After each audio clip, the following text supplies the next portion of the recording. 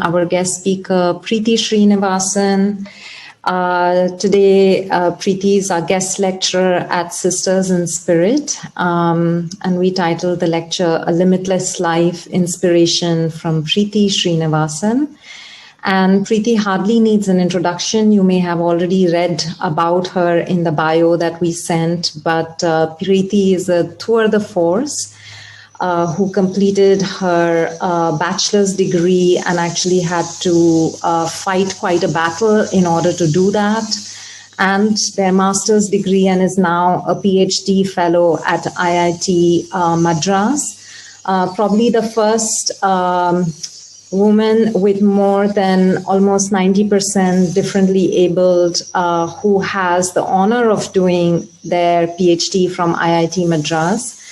Preethi, against all odds and obstacles, is a motivational speaker, a psychologist, a painter, also giving coaching in sports, and a deep source of inspiration for all people, abled, differently abled, and basically just, reminding us that maybe all of us are disabled. And we really need to understand life from many different perspectives and really be with each other through many different experiences to empathize and to create a more inclusive world. And that any form of stigma or marginalization can be extremely painful, not just for those particular people who are on the so-called receiving end as the marginalized community, but as a society as a whole, it is not a very progressive space of heart and mind that we build. Preethi started an organization called Soulfree, which is doing amazing work. It's one of its first kinds of organizations doing work to help people who have spinal cord injuries in many different areas: rehabilitation, education, support for families and allies, employment.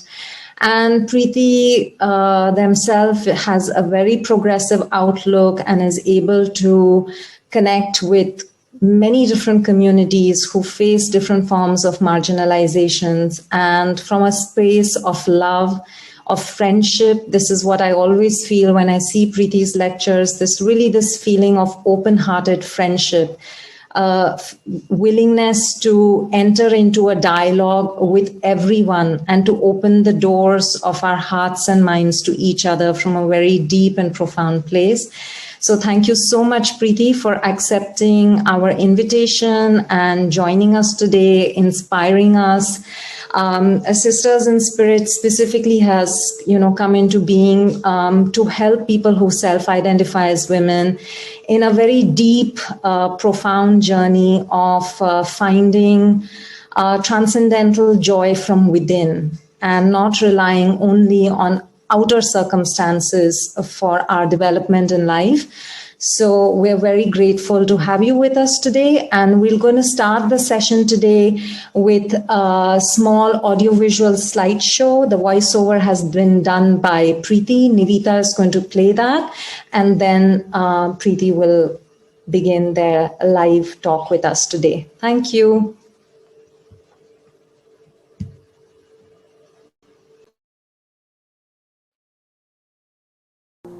This is the story of a blessed child who was born 9 long years after her parents' marriage.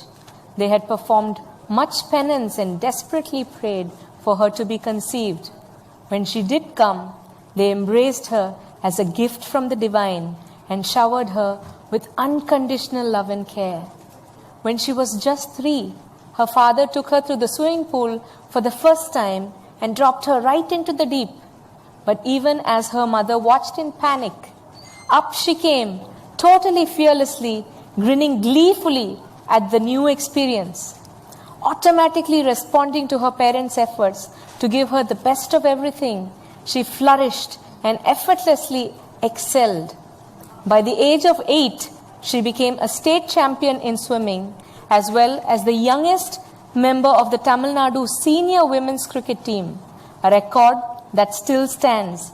She also captained the Tamil Nadu under-19 girls cricket team to its only national level victory in any tournament so far. This is a record that also still stands. Her father's job requirements saw them move almost every year, and during the 12 years of school, she attended 9 different schools in 3 different continents.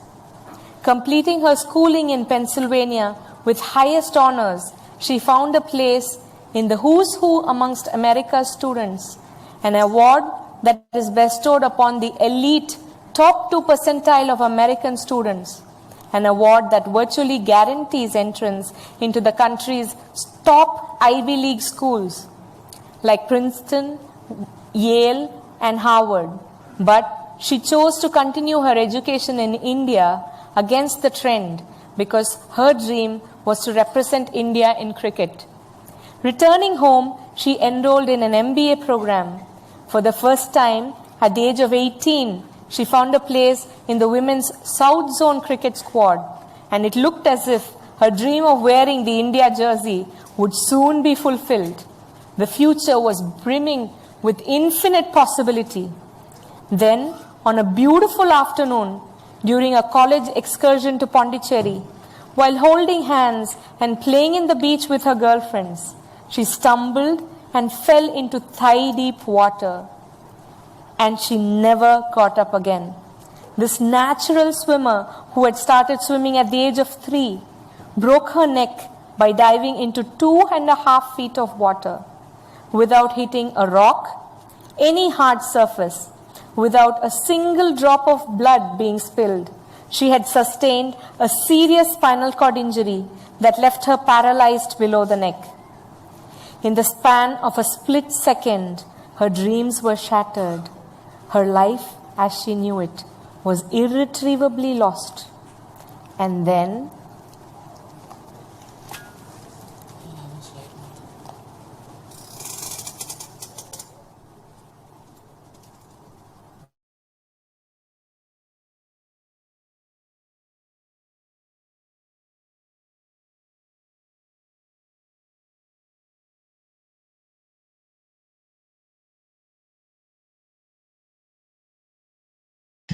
Nivita, can you unmute Preethi?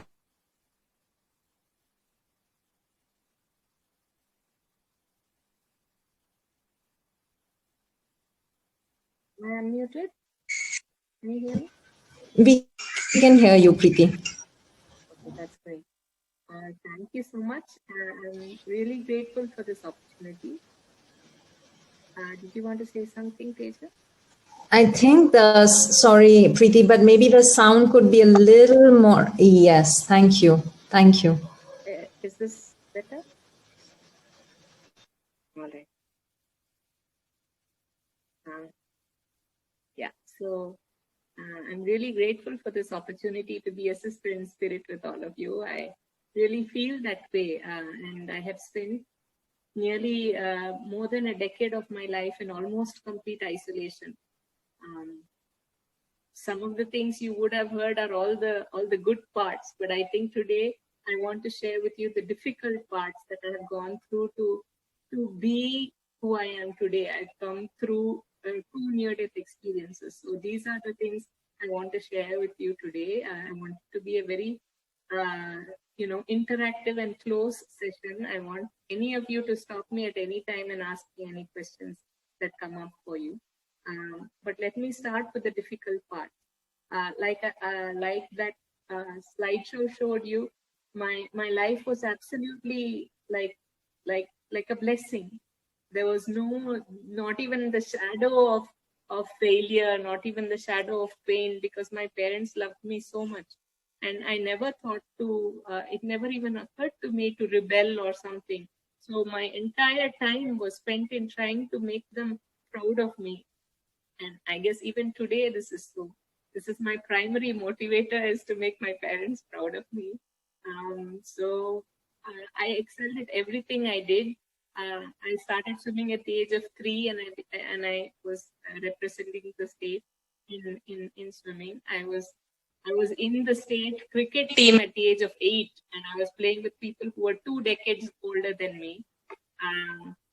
So it was all a beautiful adventure, and we kept traveling all over the world. In the first 18 years of my life, I've gone to 9 different schools in 3 different continents, right? So it was a great exposure. At the time, it wasn't so happy, believe me, because I was the new girl in school every year, almost. And you might know that it's not fun being the new girl in school. You're always treated with a lot of judgment, and especially in the US, we faced a lot of difficult scenarios with racism and many people saying, "Oh, you speak English," kind of. So it has been a learning experience. But then when the accident happened, it felt like my entire identity was stripped away from me in the span of a split second. So as an 18-year-old, my entire identity was based on my body and everything I did with my body. I thought I looked beautiful. I thought I was smart. I thought I was an achiever. I thought I was successful and popular. And I thought that was me. And my sense of self-worth was based on these social yardsticks for success, which then I found out was not me at all. So then in the span of a split second, I felt invisible because suddenly people didn't want to make eye contact with me at all. They would see me and like studiously look away from me. And I didn't understand. I was suddenly not acceptable. I didn't understand how that worked. So I would have panic attacks going outside. So I stopped going outside altogether. And then we found that for the condition I have, spinal cord injury, there is no real cure for it anywhere in the world. So after the initial rehabilitation, after my parents were taught in how to live with this condition, we were basically told there isn't much we can do for you. So then we had I feel the lifeline we had was our spiritual roots. Both my mother and father side of the family have very strong gurus, the lineage of gurus that we have had. We have had their support and blessing and guidance throughout our lives. So our guru, Yogi Ram Surat Kumar, who lived in Tiruvannamala, he basically told us to move back to Tiruvannamala. Not back to Tiruvannamala, move to Tiruvannamala because we are originally from Chennai. So we moved to Tiruvannamala, and when we came here, I was so filled with fear. I was so filled with pain. I was so angry at everyone. I was angry at the world because why me? How could this happen to me? I didn't understand because I worked hard. I did all the right things. I said all the right things. I felt all the right things. So why was I being punished? I didn't understand. And so everything, I tried to just escape. I tried to say, Hakuna Matata, if the world turns its back on me, I'm going to turn my back on the world. So I tried to escape. I would just listen to audiobooks or watch movies or do anything to escape my reality. Because as an 18-year-old who was training 6-7 hours a day, every day, was in the peak of fitness, to suddenly find yourself in a body that just does not move. I can't move any of my fingers. I can't even brush my own teeth. If food is kept in front of me, I can't take it and eat. I don't have bowel control. I don't have urine control. I don't want to be in this body, is all I could think. And the way people treat you is so vastly different from what I have experienced before the accident, because the way I had been treated before was always with approval. Like the looks people give you, whoever on the street, boys, everybody looked at me with some form of positive emotion, right? And suddenly they behaved like I wasn't there. Like my parents would push me in the wheelchair, and my father and mother would be there, and people would come to them and ask them, was it born this way? Does it talk? Is it a boy or a girl? So not even a human being. I'm right there. I can answer, but they're not talking to me anymore. They're behaving like I'm not even there. And it just killed me. Every time something like that would happen, I would feel so torn. And the intimate things that we do for ourselves on a day-to-day basis, again, it was totally painful because my mother had to do everything for me. And I mean, we are told every day not to take help, right? One of the things that we are born being fed is this thing that we need to do it ourselves. Do it yourself. Don't ask for help. Never take anything from anybody. But then it wasn't possible. I couldn't even eat by myself. So it really destroyed my sense of self-worth because I felt like a burden, and I didn't want to be one, and I didn't understand why I was being given this role in life, because I was a sports person. I was all that, right? So why me again? So it was at that time my father was actually my guru. He was my friend. So he was like, "So why are you complaining? What's the big deal? Only your body is gone, right? Your body is not cooperating with you. The only difference between you and me is at this moment, my body is cooperating with me and yours is not. Tomorrow, my body may be gone. Everybody's body is going to go one way or the other, one day or the other. So why are you complaining? You've been given something on fast forward. You can use this time to go within and find that within you that can't be taken away."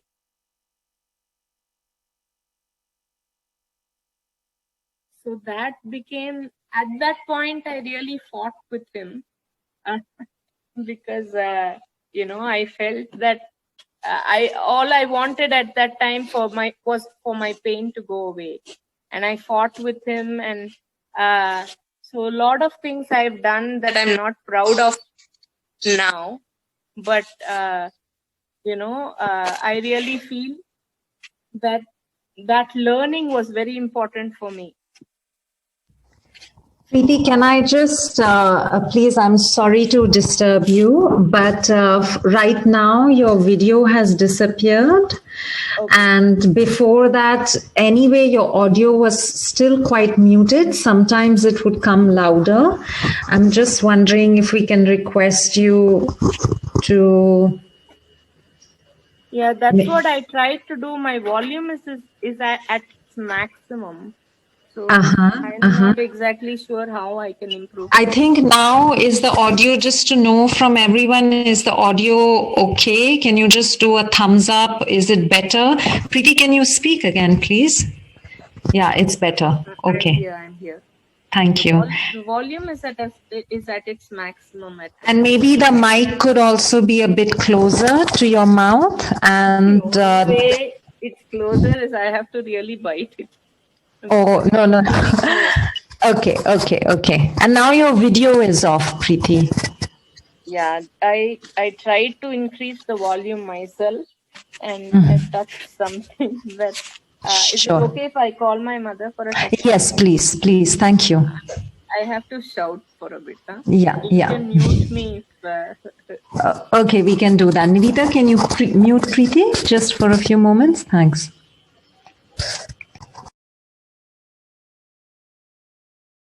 Thank you. Yes.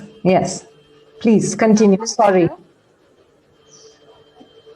Is the sound better? Can you say something more, Preethi, please? Yeah. Now? It's good. Thank you. Okay. Thank you. Can't Yeah. take it any closer. No. Just it's okay. You can let it be. I think the mic connection is because sometimes it becomes higher, so it's okay. It's fine. You can leave it. It's still very much audible. Please. Okay. Yeah. So as I was saying, it was my father who actually changed my perspective and said, listen, you can just cry about this for the rest of your life, or you can learn to live with it and change your perspective and go inward and use this time you have in a body that is limited to unlimit the mind. Sort of to really go within and find with that within you that can't be taken away. Because I felt something that was mine was lost. So then he said, find out who you are. Are you really this body? Because this body is not working. It's not yours, is it? You are not this body. You are something more. You are not limited by the limitations of your body. Then find what you are. So we went back. We are here in Arunachala Street. We are here in the feet of Ramana Maharshi and the great sages of India. And we started that. It was not easy. It was very, very painful, especially in the beginning. I was 20 years old. I wanted so many things. I had wanted to play for India. I had dreams. This was not my vision of how my life was going to be. So I was destroyed from within and without, and I didn't understand how to live anymore. But then, slowly the Guru's grace comes in, and even though you don't understand, slowly you begin to heal. We started going for darshan, we started going for success, we started to understand that this body is not yours. You are not this body. You are something much. So when slowly that started, I started doing some mouth painting. Actually, I would say that was perhaps the first and most important point of my healing, because I never painted before. I was too busy holding a bat, right? So this color, this art, that I would start off with a blank canvas, not knowing anything about what would show up, and just play with the paint, and it was so healing for me, because in that 2 hours I could sit.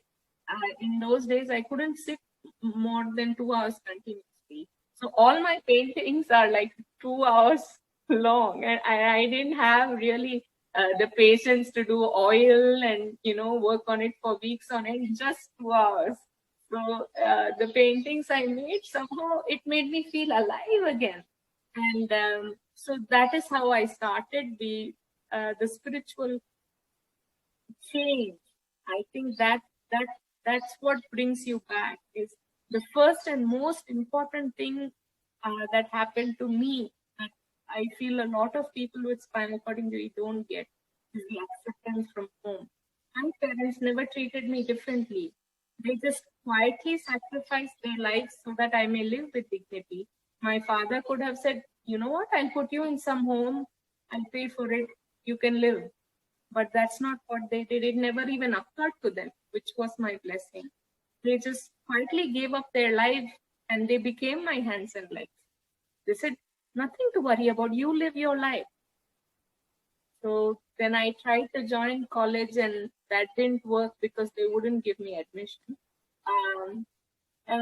But it didn't stop me, because my father said, you don't need some certificate to educate yourself. I'll get you the books. Tell me what you're interested in. So we would sit together and journey together and educate each other. We would talk about anything, whether it was, science or sexuality or whatever it was. We would go online and do some research and do it together. So I never felt there was anything wrong with me. And then when he was just 57, overnight, my father had a heart attack, and the next afternoon he was gone. And 4 days later, my mother had a heart attack. And then it was like, oh my God, how am I going to live now? I didn't know anything about what was in the bank. And I didn't know anything about anything. After 18, I never got out of the house, and suddenly our only support system, our connection with the world was gone. And when my mother had a heart attack, later she needed bypass surgery. There were times when she had angina and she could not do anything strenuous. If she did some moving knee, lifting knee, she would get chest pain. And I would say, you know what? I don't mind if I rot here. I'm not going to get you to do this. And we've had a lot of difficulties getting caregivers and we've gone through things where we have gone onto the street and my mother has requested a sadhu on the street to come and help us for that night, that we would feed him and give him money and all that. So if he had wanted, he could have strangled us in the middle of the night and gone. But we didn't. Somehow we had faith that that the cosmos would help us, because we had no other option. And somehow I feel that the rock bottom is a great place to be now, because rock bottom means you can only go up, you can't go down anymore. So when you have seen rock bottom, then you become strangely fearless, because hey, what worse can be happening here, right? So and then of course I had my near-death experience, and 2 days before the 10th anniversary of my accident, I get spasms where my legs kick about uncontrollably and they're very tight and all that. That day, the spasm just went into my diaphragm and my lungs became stuck together. They became like that. And there was a vacuum. So the more I tried to breathe, the less I could breathe. And I was like struggling for air, and I could actually witness my body dying. Witness that pain, witness that struggle for breath, and witness that I knew I wasn't going to last long. And then I actually told my mother, "Ma, I'm dying." And she actually started crying and begging me and started chanting the Guru's name and all that. But I lost consciousness. I was gone. My body actually turned cold and blue. And scientifically, you could say that, I was dead. And 30 seconds after your brain doesn't get oxygen doesn't reach the brain, you actually, the brain cells start to die. So I was gone for 8 minutes. And then my mother's love and the Guru's grace brought me back. Actually, there is a specific photograph of my grandmother's Guru, his own photograph that he had done puja to and given to her. Both of my near-death experiences, when that photograph was brought close to me, the being went back into the body for whatever reason. So when that happened, I came back and I found myself in this body where my grandmother was furiously beating on me like she was trying to do resuscitation. I was like, "Stop beating me, I'm back. It was, well, at the time it wasn't funny, but so a lot of things have happened to show me on a day-to-day basis that I am not doing anything. And after all that 8 minutes of being dead, if most of my brain cells seem to be working, that it's a miracle that I'm around. And I'm really happy, because in every moment, I know that it could be my last moment. The body is in all kinds of pain always. It's having some infection always. So I just don't bother about it. I just go about doing my duty, because I have been entrusted with a task. It's a divine mission I've been given.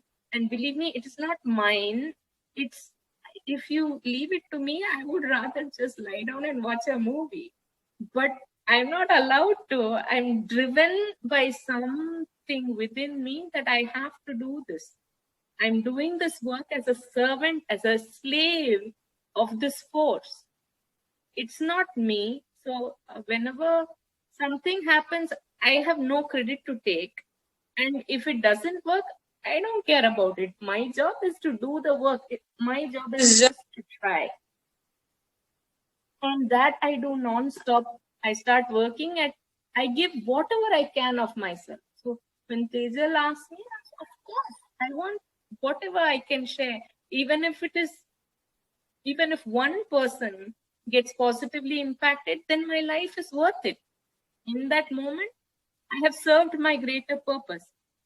So that is all. That it's as simple as that. Then there is no need to worry. There's no need to be afraid. There's no need to feel that we are not good enough, because we are the best at who we are. So why should we be afraid? And believe me, I can tell you from experience, I mean, the two things that people fear the most, right, which is public speaking and death. And I don't know much about taxes, so I'm not going to go there. So public speaking, well, been there, done that. And death, well, been there, done that. Believe me, after more than 30 seconds, the brain is going to shut down. It's going to say, this is too difficult for me. So it's not really that bad. So there's really nothing to be afraid of. If it is death that you're afraid of, actually life is more difficult as far as I know. So when I live in this moment without any expectation for myself, I'm honestly, if given a chance, I would like to go. But that doesn't mean I'm suicidal. I'm absolutely blissful here and now. I'm just meaning to say that my job here is a particular task, and I'm happy to do that 24/7. Beyond that, on this physical plane, I have nothing for myself. I have no personal ambitions, nothing like that. So that is when, like I said, I have to go back to that space where my mother was having bypass surgery, and suddenly I had become the decision maker of the house. I had to find out, where the money was and who would take care of me when when my mother was in the hospital, who would be there for my mother. So many things that I had no idea how it was going to happen. So I learned a lot in a very short span of time. And in the 3 months we were in Chennai for my mother's surgery, when we came back, I found that 2 paraplegic girls I knew, they were in wheelchair, but they were only paralyzed below the waist. They could use their hands, and they were doing all the household work. They were cooking, cleaning, a lot of things. But they were told that you are a shame on us, you're a burden, you are a misfortune, you're a curse. And because you are there, our family is being excluded in society. Nobody is willing to marry your brother. So just please die. And poison was left next to them, and they actually drank it and died. So at this point, I felt like I was slapped in the face, because when my mother's surgery was going to happen, a lot of my father's friends had come by, and they had told me, what this is a life-threatening surgery. I mean, it's a 7-hour surgery that my mother went through. It was a quintuple bypass. So they said, what happens to you if there comes a time when your family isn't able to support you? And when I did all the research I found that we are 1/5 of the world's population in India. 43% of that is the women's vote. But even if 4% of those women may be severely disabled, they have nowhere to go. There is not one single long-term rehabilitation center that is equipped with caregivers and medical support that can take care of me so that I can live with dignity and purpose throughout. So then my mother said, you be the change. You start something, I have faith in you. And I told her, are you mad? I can't even take care of myself. What am I going to do running an organization? I don't know anything about accounts. I don't know anything about the law. So I'm not going to do it. I'm afraid I'll fail. But when these girls died, I just I could not do something. Then I would be part of the problem. So I felt, what's the worst that can happen, right? And then we started Soulfree. Soulfree is trying to help people, especially women and those living below the line of poverty, who are facing a life of paralysis due to spinal cord injury. Spinal cord injury can happen to anyone at any time. It causes permanent paralysis below the level of injury. And the statistics in the US are that one happens every 38 minutes. So it is definitely not a rare condition. There are more than 18,000 cases in the US every year. More than 250,000, 250,000 quadriplegics. That is, all 4 limbs are affected. They are paralyzed below the neck. So more than 250,000 living in the US alone today. In a tiny country, which is not even the size of Tamil Nadu, more than 3 cases happen every week. But you know what?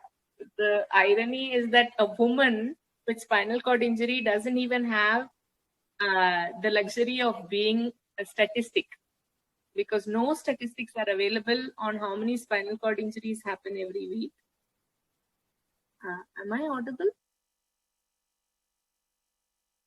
Preethi, even if you leave it, it's fine. You're audible. You're really, whether it's there or here, it's exactly. Thank you so much. Yeah. Okay. Sorry. Yeah.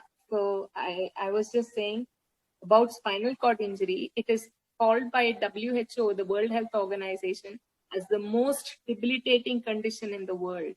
And India cares nothing about it. There are no statistics available, no support systems available, and nobody cares about them, about what happens to them once they leave the hospital. So many of them, especially those who have higher level injuries, whose hands are also affected, many of them don't even live through the first year of their accident, because they develop complications because they just don't know how to take care of it. But on the other hand, spinal cord injury is not a degenerative disease. It's not a disease at all. It is a condition. It's just that, the brain is working fine and the body is working fine. It's just the circuitry. There is a wiring has been cut. That's all. So if we are given the training we require to live in this body, to heal from within like I did, then we can live a life of dignity and purpose. We can be so productive. Because guess what? We have only one paid employee, and through the last 7 years, Soulfree is now supporting more than 1,000 families of people living below the line of poverty. I'm just one person. And if we can do this, then, if people support us, there is so much more we can do. Over the last 7 years, we are giving mobility aids, wheelchairs, hospital beds. We are giving them medical support. We are giving them financial support. Anything that we can do to make them self-reliant, both physically and financially, this is what we are doing. Because in India, unfortunately, the bottom line is the bottom line. If you have money in your pocket, you're not treated like shit. This is it. So we are trying to ensure that they are self-reliant so that they are not pushed to commit suicide. The second phase of our operations is starting now in our 8th year, because the government has recognized our work and given us a 16,000 square feet building in Tiruvannamalai. The 16,000 square feet building is being renovated, and we are building also 4,000 new square feet where we will have a water therapy pool, we will have accessible bathrooms, and we will have so many things. And it's going to be India's first integrated spinal rehabilitation center, which we're calling Inspire. So this center is my dream, because over 22 years, what I've gone through, I feel that if the body, soon after the accident, if the body is given not just physiotherapy, but if the mind is healed, the heart is healed, the psychologically we receive support, if we get our Ayurveda massages, if we get our chakras reactivated through Marmakala, so many things we have to offer that we are not using at all, that the body's chances of rejuvenating itself are phenomenally higher.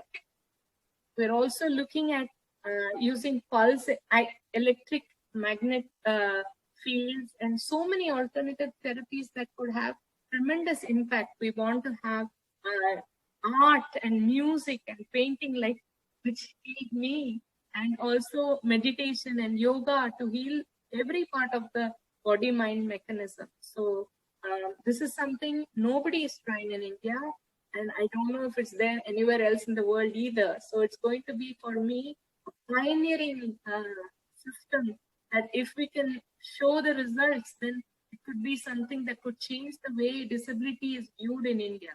So this is what I'm doing at the moment. And apart from that, there's one more area I wish to speak very strongly about. Since this is Sisters in Spirit, I want to say that one of the big voids, it's like we have, it's like Humpty and Dumpty sat on a wall and it broke down, and they have put me back piece by piece. But one of the pieces that has been missing in the puzzle is my sexuality. Because at the ripe old age of 18, I was suddenly told that I have no more sexuality because my body doesn't work. So how can I have any sexual interest, right? So this is how every person with disability is treated. Like we have to become asexual beings, that we can't explore anything, that we are not worthy of love. We are not worthy of having a partner or being in a relationship because we will be a liability. And I feel very strongly against that. And even if we have the opportunity to be in a non-normative, non-binary relationship, society and family does not allow us to explore it in any way. And we are dependent on our families, so we can't really fight it. So this is another part that, what can you say? You have to live through it and you have to accept it. But I feel very strongly that if people's minds become more broad, it will be a great thing, because I feel that people whose bodies are not working, they have a lot of things to offer in a lot of ways. And if we can think about loving a person that is not perfect physically, because who is perfect, right? Everybody has something. Sometimes we can see the imperfection, sometimes we cannot, but all in all, we are all broken somewhere or the other. So instead of looking down upon people, if we can accept them and embrace them and love them all, then we will all have a much richer experience. Because for people who have been through what I've been through, I think I have a lot to offer, and so do all the others.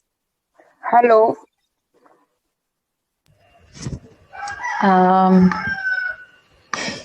Preethi, you can continue. Maybe by mistake, Muskan, can you switch off your mic, please? Nivita, can you switch off Muskan's mic? Thank you. Please continue. Yeah, so that was about it.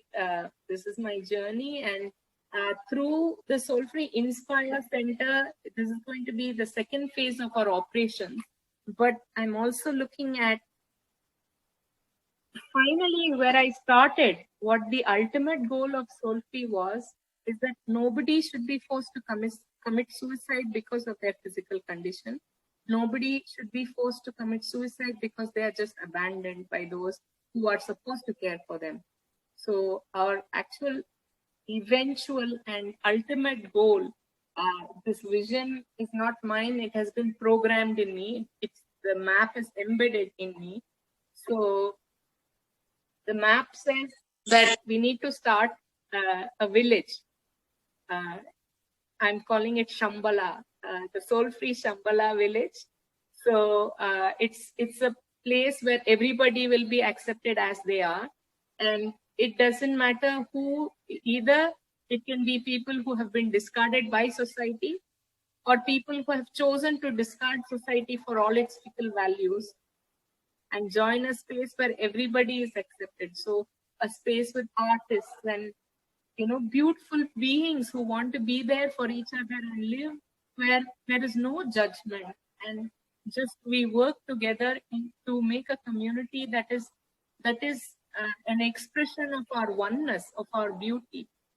And I feel we are much, much bigger and much, much better than the sum of our parts. And I want to show the world that so-called broken people can create beauty beyond anything anybody can imagine. So this is my dream. And anybody who has any wish to join me, anybody who has any wish to say something, ask any questions, can do so. Preethi, thank you so much, so much. Ending on these beautiful, very encouraging words about creating beauty beyond imagination. So really.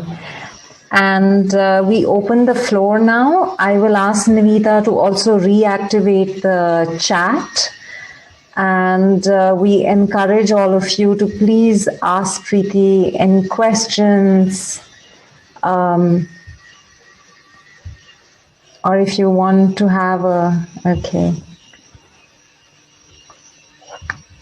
Archana has sent a message. Archana, would you like me to read it or would you like to say it yourself? Thank you. I am having no words. Maybe that is why I typed.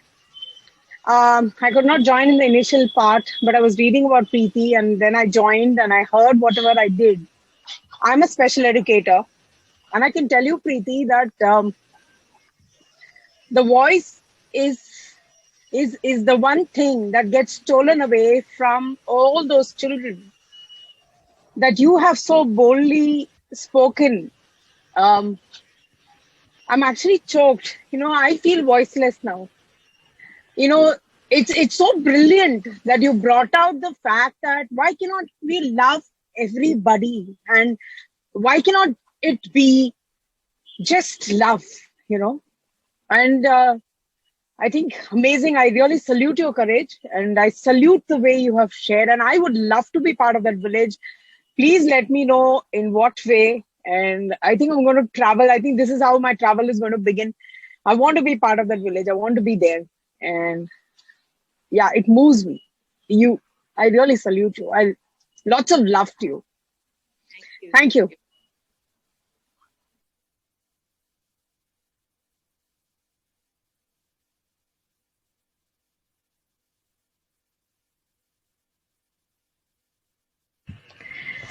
Even if there are a few moments of silence, I think it's good, Preethi, because it's very powerful, you're sharing. So it's good for us to also have a little bit of time to absorb.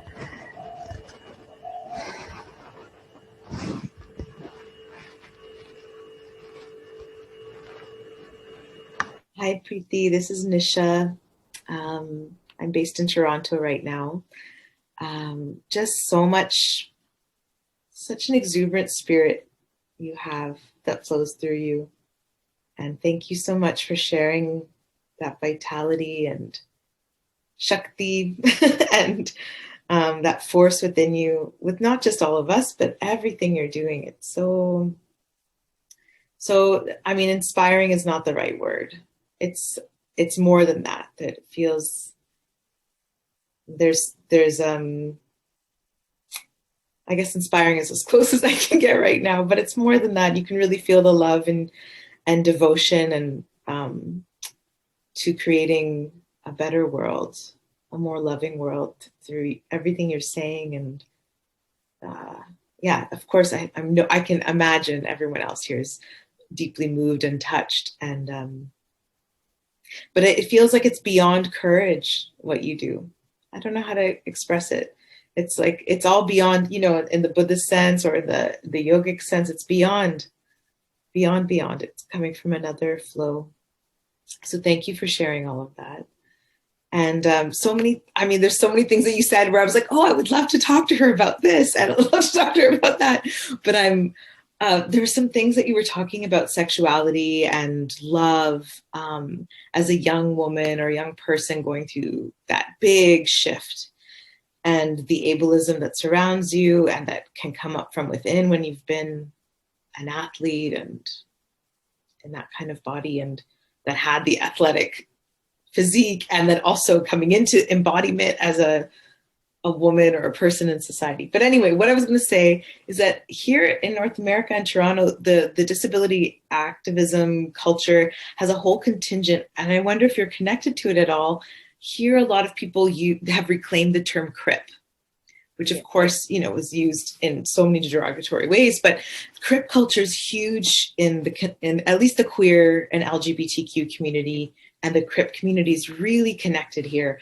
So there's a whole vital movement happening around reclaiming sexuality and cripness, and people being like, yeah, I'm a spoonie. That's another word that people use for like being a spoonie, meaning that I don't know where the term originated from, of like not having the energy to do these able-bodied things. And so like, I don't have the spoons for that. So they call themselves spoonies, crips. And there's an activist and community member here who's, she's paraplegic and a porn star.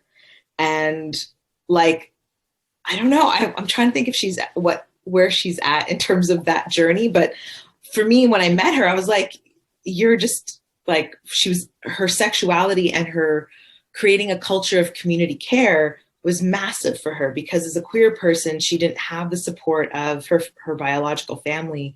And so she lived in a home. It was like a collective house with 10 people, and it was people who were part of her care community. And so your vision of the village also, I'm going on and on. There's so many things that resonated that you said, but just wanting to reflect that that there's people on this side of the ocean too who would resonate with everything you're doing so much. And I do. And I also want to come to inspire to the center, but also the village, and connect in all the ways around that are possible, not just to support, but to learn. There's such deep learning that happens when we get out of our ego and allow ourselves to. And that I just want to say one last thing. When I was in my early 20s, a long time ago, so maybe over 18 years ago, I was in Mumbai working with, now it's ADAPT, Able Disabled, All People Together. It used to have another name. And I was young, and it was the first time I used to be a theater artist and performance artist at the time, and working with many children of diverse abilities all together.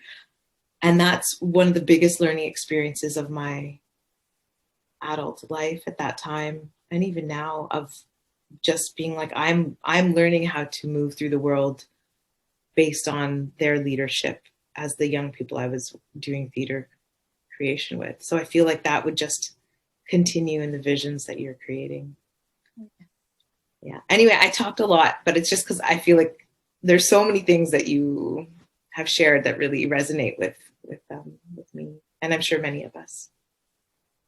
That's really great to hear. Thank you. I mean, again, I just feel that it vibrates out of me. It brims out, and I really feel that if we all come together, there's no limit to what we can achieve. Right?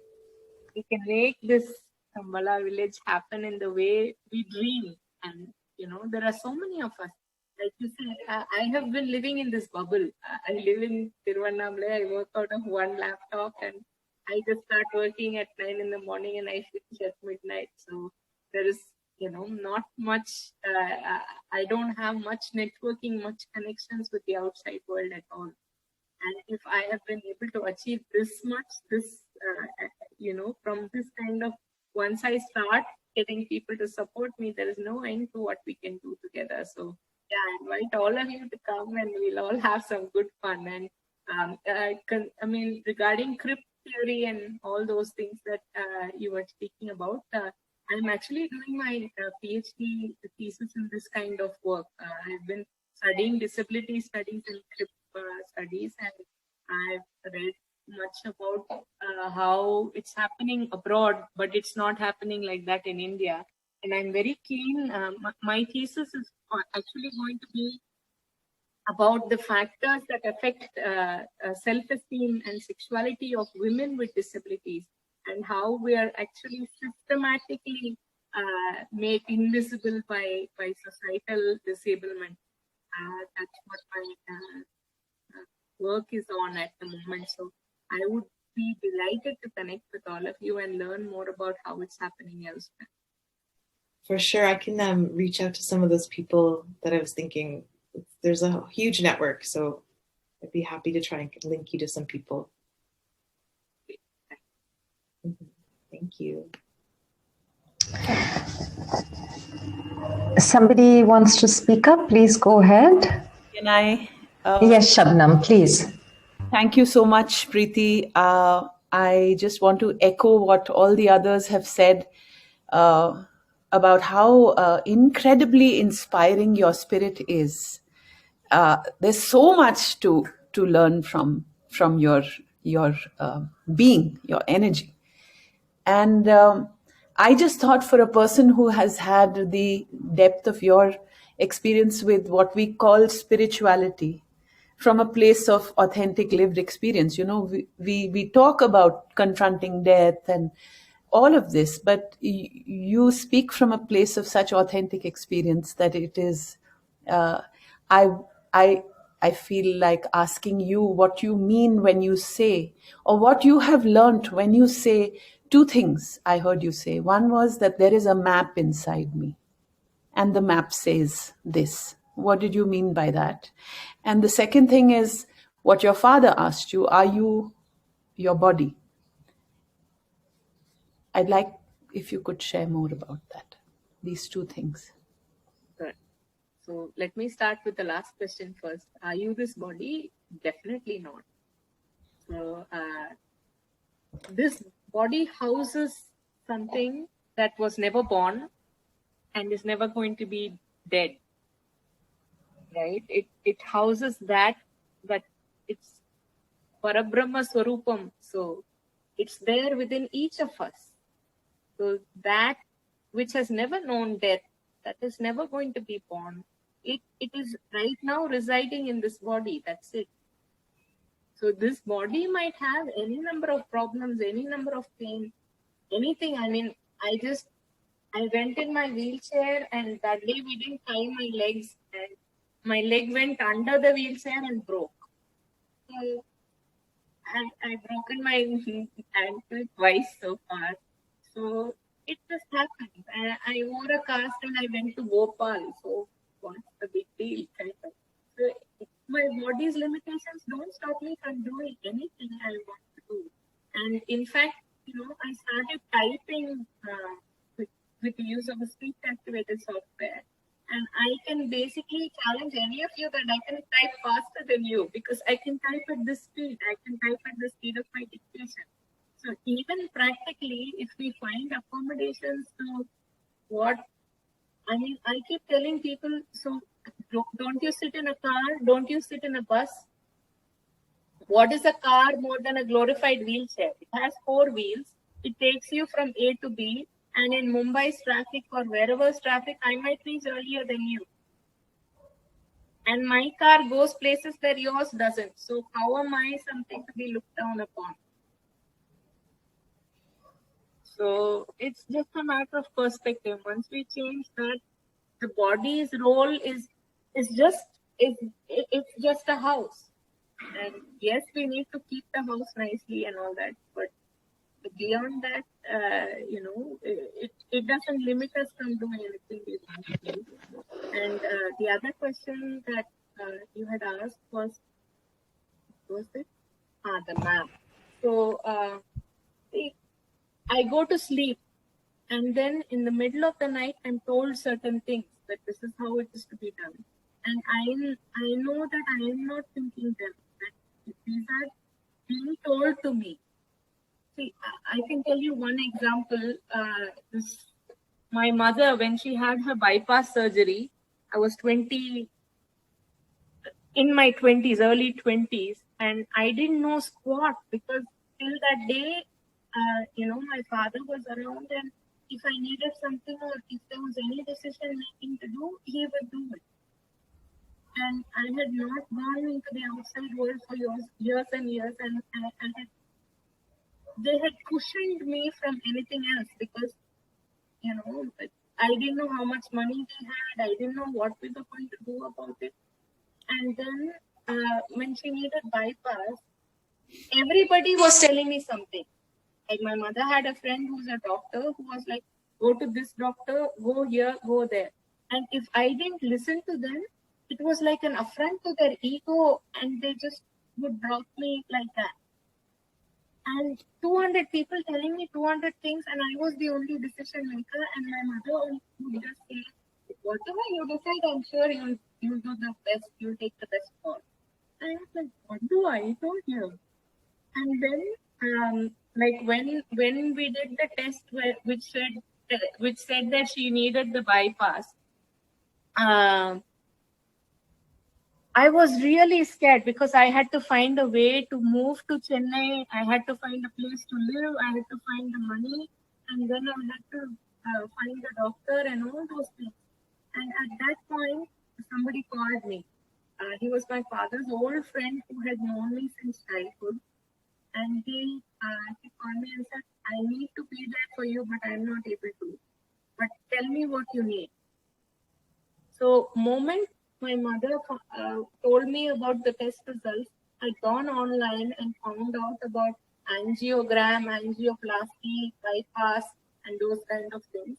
And the only name that stuck in me was we needed a cardio physician, not a cardio surgeon. And the cardio physician was Dr. Satyamurthy, who was a Padma Shri awardee, and he had been, the doctor for the President of India and all that.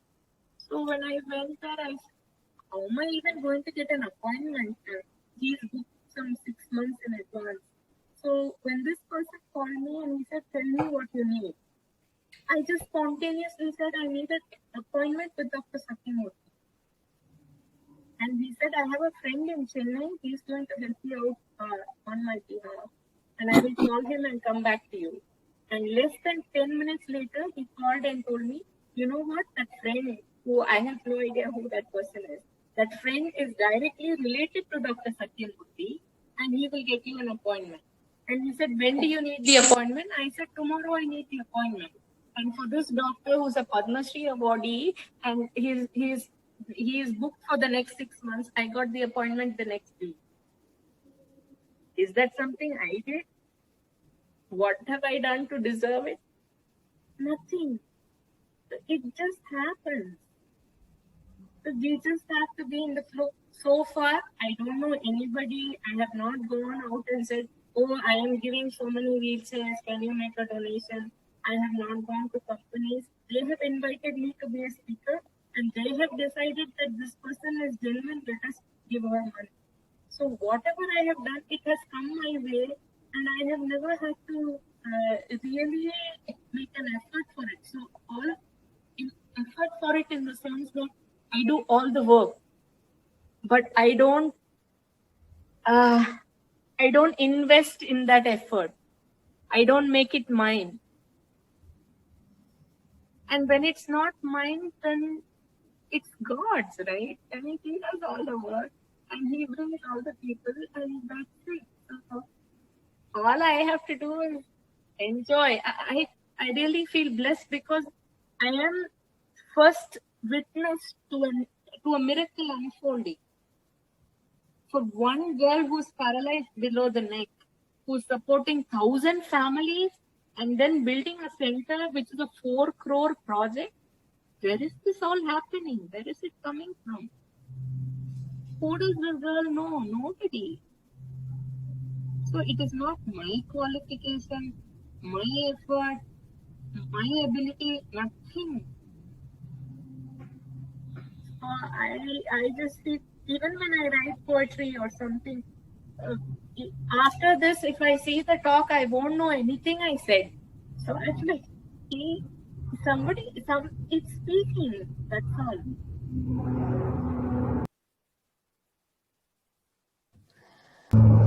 Thank you. Thank you. Maybe that was a really long answer. Preethi, thank you so much. There are some messages in the chat room that I would like to read out. Yeah. One, we have dear participant Veronica. They are based right now in Germany. She's recovering from COVID, so she is still low on energy. So she has sent a message. She's a curator of a very big and important theater space in Germany. Veronica is saying, I'm all in for the Shambhala village. Please let us know how we can support your cause, Preethi, please. And thanks for being so outspoken. And Poonam Kathuria, Poonam, who is right here, who's based in Gujarat. Poonam is a feminist, also running an NGO. Poonam has sent a message and asked me to read it, so I will read it. Preethi, words fail me, and anything I say is so inadequate. Thank you so much for sharing with such courage and so much selflessness. You are an inspiration and in some ways so beautifully unbelievable. I would love to do whatever I can, support the Shambhala village, would love to visit and be a part of your dream. So that's Poonam. And there's also a message from Ruchi. Wow, so energized within after listening to Preethi.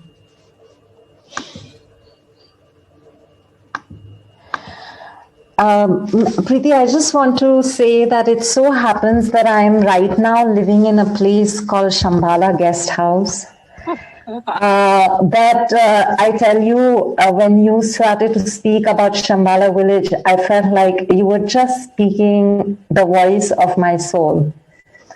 And in that sense, I was like, you know, so many of us kindred spirits in our own different ways, you know, and of course, you are such a great source of inspiration. And you know, when you really spoke about the power that each one of us have, and to really inhabit and fully partake in that power, it's been so encouraging. Thank you. It's lovely for me to have this, inward, and I feel absolutely fulfilled. I don't need anything to happen at any point to be happy. But to find people of the same wavelength, I've not had much of that at all, being isolated and insulated here in Tirunelveli. So this is a beautiful experience for me also. So thank you so much for all your sharing, and I feel so proud right now. Preethi, I want to share something here. As a special educator, when I started learning, the course, I remember a very beautiful professor, Dr. Mehta, sharing that we usually think that, we are creating the world for those who need it. In fact, they are, with the Shambhala village idea, like, even Tejas said, it looks like everybody else is creating the world for people like us to feel less inhibited, and more wanting to be loved. I think that's the space you are creating. And I'm telling you, like Tejal also said, I feel like, can I just come today, drop all my guards of my family, my kids' responsibilities, just right now run. And I want to be there. I really want to be there. Please share more information, because I'm from South, I'm from Chennai, and I 100% will be there. So you please tell me. It'll be on my bucket list now, for sure. Yeah, love you. Yeah, serious. It is still in its conception phase, in the sense that at present the Inspire Center is happening, and I think it will take a year or two for that to start running, on autopilot, and then I can see Shambhala village. We need some acres of land, and those kind of high investment is required. So there's a lot of work to be done. I'm happy to share everything I have with you, and all of you can join.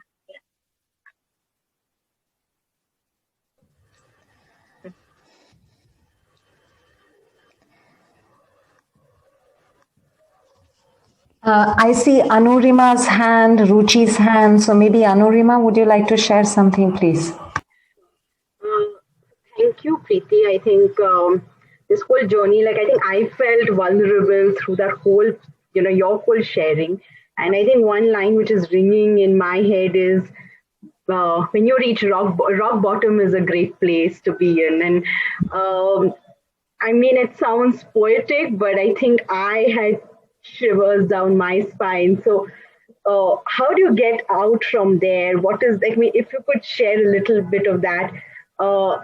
My own phases, I always keep feeling, I don't think this is rock bottom. It feels horrible, but it can get worse than this. And I never get out of that feeling. So how were you able to cope with that? Dying helps. Because you really, I mean, beyond this, what's worse that can happen, right? So when you just like after the accident, I had a lot of fear. I was afraid of falling. I had no control.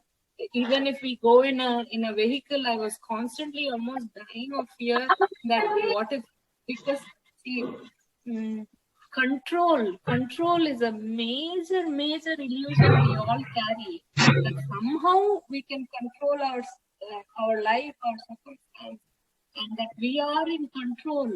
What a lot of crap, really. We have control over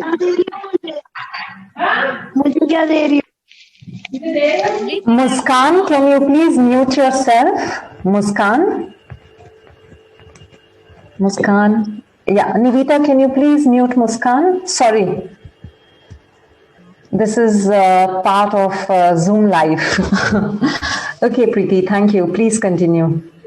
So basically what I understood was this, what I lost by losing control, so-called control over my body, I only lost the illusion of control. So I never actually lost anything much. So in that sense, I'm able to live in the space of surrender, especially after the second near-death experience, because my greatest fear at that point was that if my parents are not around to protect, the people here can do anything to me. So what if I'm actually carried and thrown into some forest, and they take my thumbprint, force with me, and just discard me? Was my greatest fear. And I mean, the way things are here, it's not such an unreasonable fear at all. So that was a great fear I had. And I actually one day visualized myself being thrown into the forest. I could feel the moonlight over me. I could feel the sand under me, and all I felt was happy. That means my work is over. That means it will be over in a few hours. So when you see the worst case scenario that you can envision, and that's okay with you, then there's really nothing to be afraid of.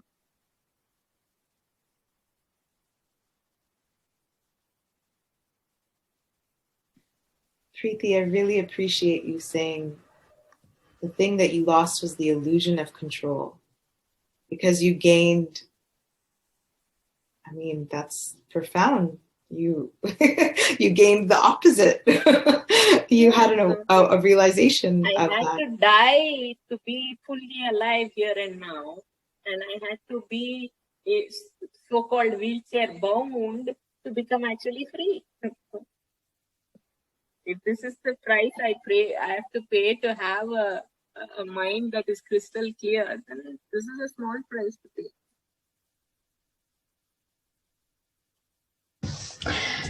Preethi, thank you. It's very, very important for us to hear these things from you about the role of the body, about the illusions that we carry, because maybe we hear this many times in spiritual teachings from our teachers, but it has a very different resonance when hearing from you. I mean, I was invited to speak at 𝗣𝗿𝗲𝗶𝗃𝘀, which is a Mata Amritananda's 𝗣𝗿𝗲𝗃𝘀. Why are you calling? I don't know anything about the Bhagavad Gita. And so the Swamiji said, no, you don't have to know anything. You are living it anyway. So I said, okay. And I think Ruchi also had a question. Ruchi, would you like to please ask? Thank you. Am I audible? Okay. But we can't see you. Okay. Preethi, Ruchi's video is on. Maybe, yeah. It's okay.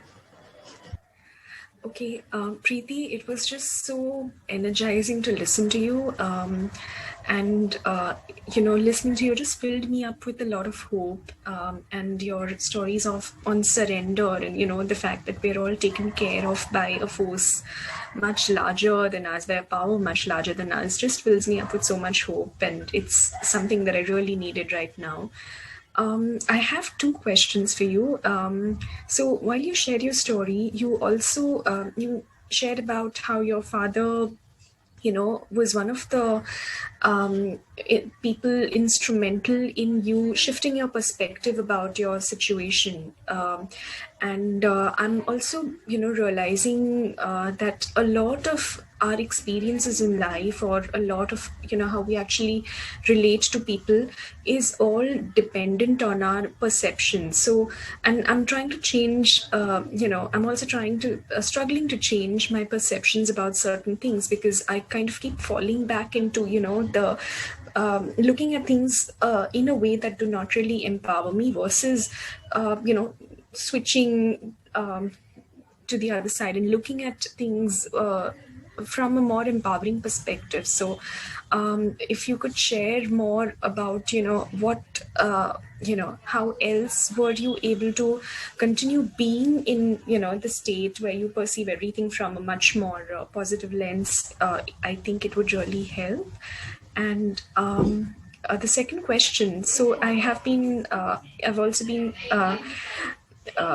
mortality was something that I have, always been really fearful of, ever since I can remember, for no rhyme or reason. Like, I think since I was a child, and I would just have like unexplained fears about a lot of things, and that kind of heightened when I lost somebody who I was very close to, when I lost my grandmom a couple of years back. And ever since then, actually even before that, but more so after her transition, I have been really listening to a lot of near-death accounts, because I feel, learnings and insights by people who've been on the other side are really helping me put together, the jigsaw in my own mind. So if you could share, maybe about some insight, apart from what you already have, I would be really grateful. Thank you. Sure. My first near-death experience happened in 2001. I was about again 21, 22, like that. I had this phase where if I sat, I could not breathe. Like if I was in a sitting position, then I would start to choke and my body would start to turn blue. But the moment I became horizontal, I lied down, I could breathe again. So literally, I had to always be lying down. I could not sit even for 2 minutes. I had to brush lying down, I had to eat lying down. I could not sit in the wheelchair, I could not go to the ashram, I could not go for darshan. And my father was getting totally anxious, and it was eating him up. He was like, if you're going to live lying down, then you won't be able to sit. Your whole body's working mechanism will change, and it was freaking out because he couldn't bear that I could not be my body. So, and then at one point, my mother actually made me sit and then transferred me into the wheelchair, because I was lying in the bed for like 15 days and all the things were soiled and dirty and all that. And she wanted to just make clean sheet. And she said, I'm just going to clean it and change everything and then make it right. I could not breathe. I was going like this. I was trying so many things, but I was choking. And in the half a minute that my mother turned around she said, okay, I won't change the sheets. I'll at least remove the creases and, but when she turned back to see me, I was gone. My eyes went into the socket and I was like choked completely. And I lost consciousness. So at some point when she saw me, she put me back in bed, but I was not there. I was in the back, and from the ceiling, I didn't have ears, but I could hear. I didn't have eyes, but I could see. I can't even explain that kind of feeling because anyway, so again, that my grandmother is a great devotee of the 𝗍𝗶 of Shankaracharya, the 68th Shankaracharya, and he had given me a photograph that he had done puja on, and we felt that was a very specific purpose for that. Only later on we found out what it was. So when my mother screamed to her that I was not breathing, she brought that photo and she held it against her chest, and they were both crying because they thought I was dead. But that photo, that photo pulled my focus, and it was next to my knee. It was touching my knee, next to my knee, on my physical body, which I could see from up, and it was never there. The photo physically was never next to my knee. It was on my grandmother's chest, but that is what I could see. And the moment that energy focused on it, it went back into the body. And then I got up, and then I said, "Ma, when did I come to the bed?" Because last thing I knew, I was still sitting in the wheelchair. So I had lost time in that period. So when did I come to the wheelchair? She said, "No, nothing happened. I just transferred you now." But then she said, I went like this. I went like a thumbs up. And I said, "Yogi Ram Surath Kumar, I won." And I was like, I listened to it, and then I started checking my hands and legs and all that. Like, what did I do?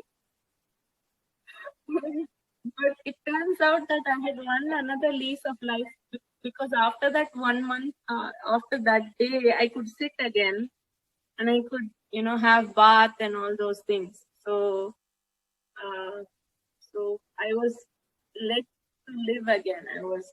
So that was my out of body experience. So Ramana Maharishi, when the devotees knew that he was going to, his body was not going to be around for much longer, they were all crying. And he was like, "Where do you think I can go? This that you call Guru is always with you. There is nowhere to go.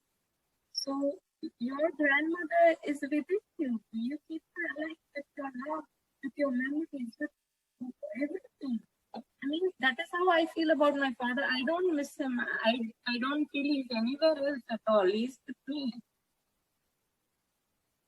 My father is in everything I do. Every motivation I have to be in this world, to be a useful human being in this world, comes from him, and he is in me. When I see my father's friends, see my father, he has he has molded me into who I am. He has become part of me. He exists through me today. Like that, your grandmother exists through you today. They don't go anywhere, they go within us. And the more we grow to embrace everything, like one of the things my father wanted to do was do organic farming and those kind of things. And I believe in the Shambhala village that will happen. So all these things, it's all us. There is only you. My Guru Yogi Ram Surath Kumar says, God alone exists. No one else, nothing else. Then who is here? We're all that.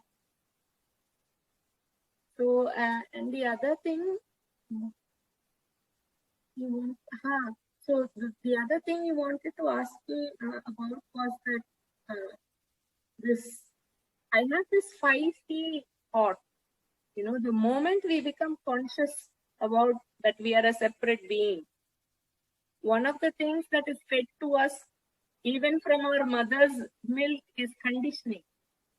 We are conditioned to believe that if you're a girl, you need to sit like this. You need to like pink. You need to like jewelry. And if you're a boy, the conditioning is so pre-programmed, so primitive and primal. We don't even realize we are conditioned. Our bias, our judgments, we don't even realize where they come from.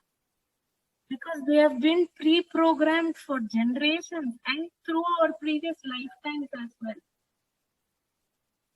All our vasanas live in us. So the only way we can do that is unlearn them. And this conditioning, it always teaches us to compare ourselves with others.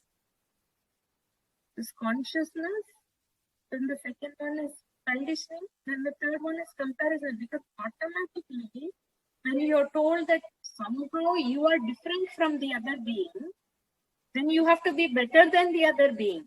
So to be better than the other being, you have to know what they have. So even if I get 95 marks, my mother or parent will say that, you see, your friend, he is living next door, he got 100 out of 100. Where did you eat those 5 marks from? So we are always comparing with others and we are always being found not good enough. We are always being told that who we are, the feelings we have are not good enough. We have to fall into that box they set for us. Otherwise, we are not worthy of their love. This is what is the problem, right? So what do we do when that conditioning and comparison happens? It automatically creates something called competition. We are perpetually competing against others. We are not competing against ourselves. We are competing against others. There are people who will push you down to get ahead of you. But nations are competing against each other. I may have oil resources for the next 500 years, but I still want to take yours because I'm keeping mine safe. The competition is not required at all. Even diamonds are so easily found. If the De Beers, those people don't try to choke hold the diamonds can be found very easily and very cheaply. So there is a lot in place trying to keep this from going. This competition, finally, how do you control competition and get victory over it? Not control, right? If I can control everybody around me, if I can chokehold everybody, nobody, you have to have a Aadhaar card, you have to have a PAN card. You cannot even breathe without the state knowing. That is what gives birth to fascism, right? If you want to do something that I don't approve of, you are burnt. Finished. So these 5 C's, I feel, are what is running society now. And if we can let go of them, if we can uncondition and say, I am not going to compete, I'm not going to compare myself, I'm not in this game anymore. Then you set yourself free of all those expectations and disappointments and everything. Then nothing can stop you from being you. And why should anybody stop you?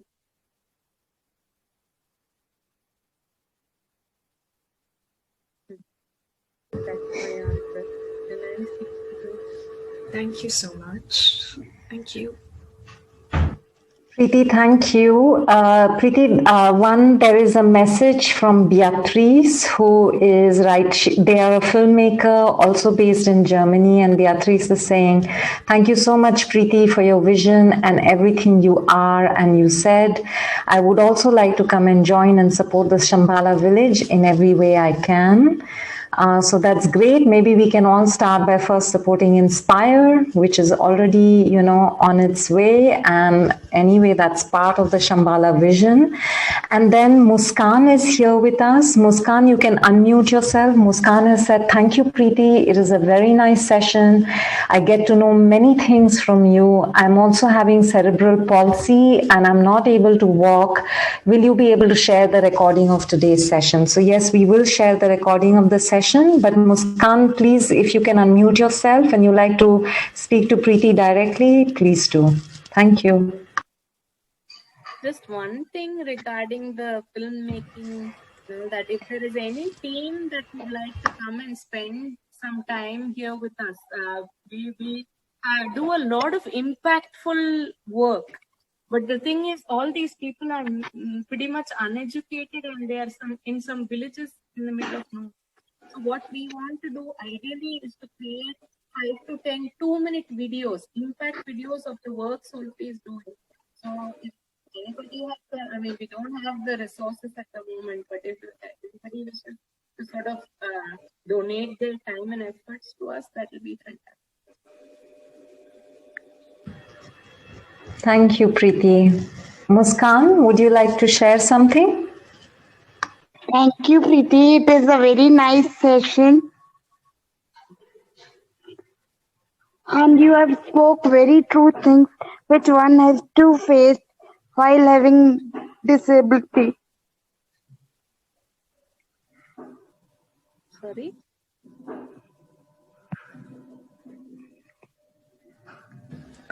Muskan, can you say again, please? Can you share once again what you were saying? Thank you, Preethi. It is a very nice session. You have spoke very true things which one has to face while having disability. Whether it could be public or from anywhere. Yes. And the biggest problem is when it comes from the family. When the family judges you and deems you not good enough anymore, that can really break.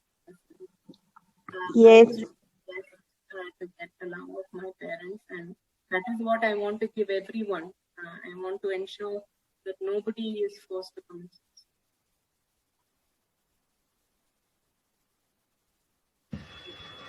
Thank you, Muskan. Welcome. Thank you. Preethi, there are some more compliments for you from Shabnam, seconded by Poonam, saying, Preethi, in addition to all your strength, energy, and inspiration, you have the most beautiful smile. Preethi, I wanted to share with you that many years ago, in 2003, 2004, I had initiated a film festival called Larzish. And it was a film festival on sexuality and gender plurality. And in the second year, I especially wanted to also curate a package of films on differently abled people and sexuality, or, like non-gender binary people and sexuality. And there is a filmmaker called 𝗣𝗿𝗶 𝗵𝗶. And they have made a short film, which maybe you have already seen, called Double the Trouble, Twice the Fun. And there is a writer called, I think their name is Rustam Bharucha. I'm sorry, I can't remember the name from the top of my head. But he's Parsi, Indian, also, having spinal cord injury. And it's the first time I saw a film where two quadriplegic people were making love. And, there was a state scene and they both come on wheelchairs. And I remember it being, even from my so-called, all my progressive values and everything, I was like, of course, of course, everybody has their, sexual orientation and desire and needs, but it was just so revolutionary to see that visualized, that there were these two gay men, both quadriplegic, having a date. And the film was called Double the Trouble, Twice the Fun. And I remember at that point feeling very moved that how important visual representation is. how important representation is of the diversity of, you know, how much we long to see ourselves in the main, you know, just like all the heterosexual gender binary people are all the time, all these beautiful looking bodies, all this, you know, but just this deep desire that, can I see myself also sometimes, please? Can I be included because I exist? And, you know, I could be your brother, your sister, I could be you, you know. So really, I really hope, I haven't kept a track of, I'm sure there's a lot of work being made abroad and maybe even in India. Margarita with a straw, I am not aware of any. But I really hope and pray that so many people are inspired in every possible direction to really, you know, really hold the heart open to diversity and to differences and to really learning to empathize. And you have been such a great source of inspiration for that today. And I don't want to keep you too long. I'm very aware also that we are reaching almost, it's 7:06, so we're already 6 minutes past the bedtime. But if there are any last comments or any last sharings, or Preethi, any last words from you, I'm so grateful. I'm sure all of us, we've been expressing how grateful we are. So really.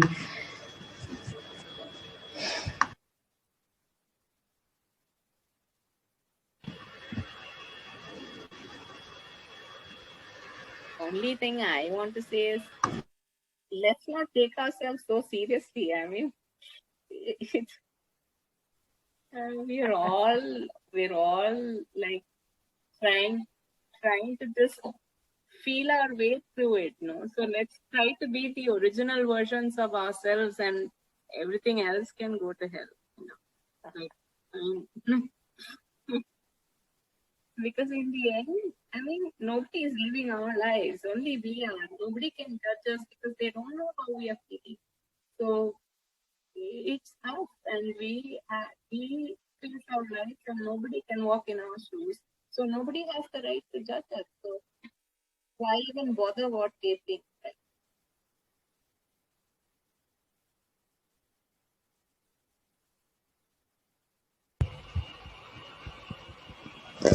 So on that very positive note,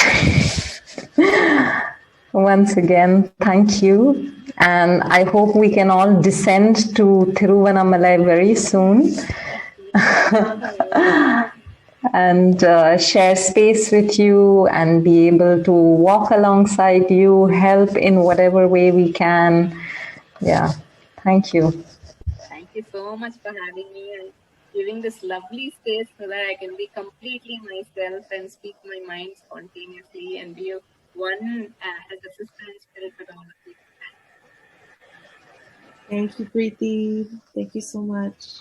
Thank you so much, Preethi. Lots of love and Thank you. Thank you, Preethi. Thank you, Preethi. You're amazing. Thank you. Thank you. Thank you so much. Bye. Bye. Bye. Bye. Bye. Bye.